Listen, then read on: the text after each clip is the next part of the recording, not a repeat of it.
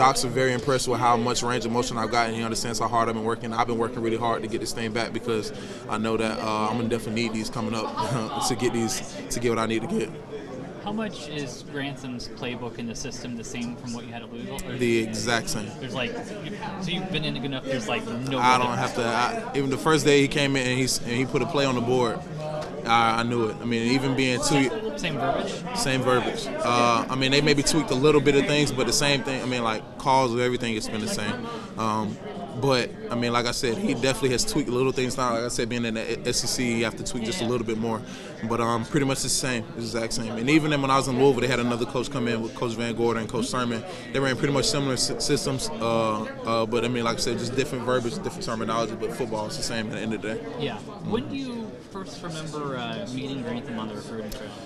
So Coach Grantham recruited me. UK came in a day before them, and he was at Louisville. He just got there. He came in the next day, and I met with him. You know, I already knew who he was just off of growing up. And I grew up. I'm from Georgia, so I already knew about him at Georgia, and I knew what he was about.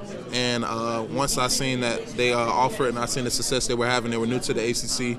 Wanted to get a little taste of that, and like I said, he said he seen something in me that I didn't even see. Like I said, I was only about 210 pounds, so I was a lot smaller, and for him to see that and something I never seen and kind of doubted myself on just off of me being smaller at the time, he gave me a shot. And when I got the offer, I was coming out of practice from high school, and I remember him driving through the parking lot and sped and stopped right in front of my car and gave me the offer, and I understood right from then and there what he was about, and I understand it was his business. And I went up for a camp in Louisville, worked with him, and I liked the way his coaching style was. I understood what his scheme was about. I understand how he get guys from my position to that next level, and that's what I wanted. So it was oh man, oh yeah, definitely, exactly. So it was he was definitely there the entire time. Like even when I got hurt, and I was just still keeping up with him on Facebook and Twitter and stuff like that through social media, just to make sure that I was good and stuff like that. So other than that, I mean, it wasn't like I said, it's still a no-brainer to this day why I'm here. I mean, I can't thank him enough just because of taking a chance on a guy with this injury and coming to this level of playing from what you had last year. It's still good to just think that he even thought of me. So I appreciate that. Say your last name for me. I want to make sure I got it right. Greenard. Everybody. A lot of people get it messed up.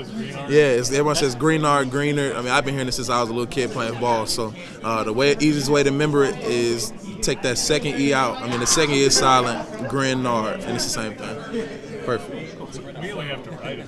Yeah. So the way to write it. All right, let me see this pen. This is how they need to pronounce it. You can put Grindn. And you put this little dash, Greenard. That's how you pronounce it. Obviously, you've had your first spring here at Florida. You have off-season workouts. What have you seen change already from your body going with Nick Savage just through a couple months? Man, my body strength has gotten a lot better. One thing, I've never really had solid shoulders pretty much in that area. I kind of shied away from it just because of the weaker part. But I've gotten a lot stronger in my upper body and got a lot more explosive, using squats as a different way to get more explosive. Just basically overall just running and intensity. It's one thing to work out, but work out with intensity is a different thing. You get a lot more stronger, faster, bigger, and anything that you want. So to be working with him and to get in this program for a whole summer and whole spring, it was definitely going to be beneficial to me. Now, you come in as a newer guy, but you're stepped into a role of veteran and leader right away. Right. Have you kind of adjusted that role with this team? Well, I said, I've always thought of myself to be a leader all my life, and I never wanted to be a guy who just there, just to be there or be a follower. But once I understood what I was coming into, and the guys the older guys, what they wanted to get into, what they wanted to do after last season, wanted to win a national championship, wanted to win the SEC title, wanted to be all that, be a goal of mine as well. I came here to win the championship.